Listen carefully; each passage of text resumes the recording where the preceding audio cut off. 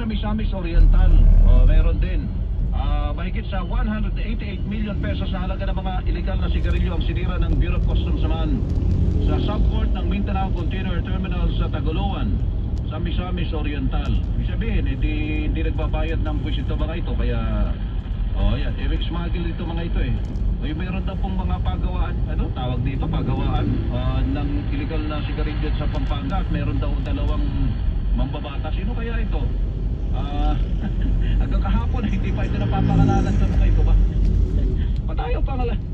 Mariosep naman sinabi ni DILG Secretary John Vic Remulyo na mayroong sindikato o armadong organisasyon na nakabantay sa operasyon ng illegal cigarette factory sa bansa sa gitna ng pagdami ng mga illegal na sigarilyo, at meron daw dalawang kasalukuyang kongresista ang involved sa paggawa at pagbebenta ng Super Radio Yossi Kadiri, Melo del Prado sa Super Radio DZBB.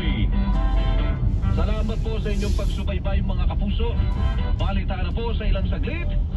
Ako po naman ang inyong lingkod. Wow! Si Melo del Prado, panalo! Alas 6:58 na po ng umaga, radyo na TV pa, labanan ng fake news.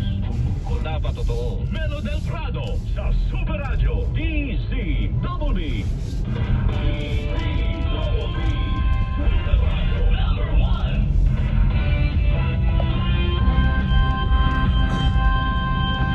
May paninindigan, matatag maaasahan. DZBB, Super Radio 594, kapusong Pilipino, lahat Super Radio. DZBB, Super Radio.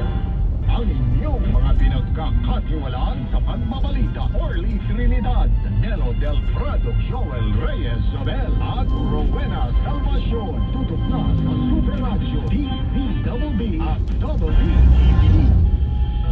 Ang GMA Integrated News, sinisigurado ang mabilis na paghatid ng headlines, breaking news at mga special coverage sa pamagitan ng ating Super Radio stations nationwide.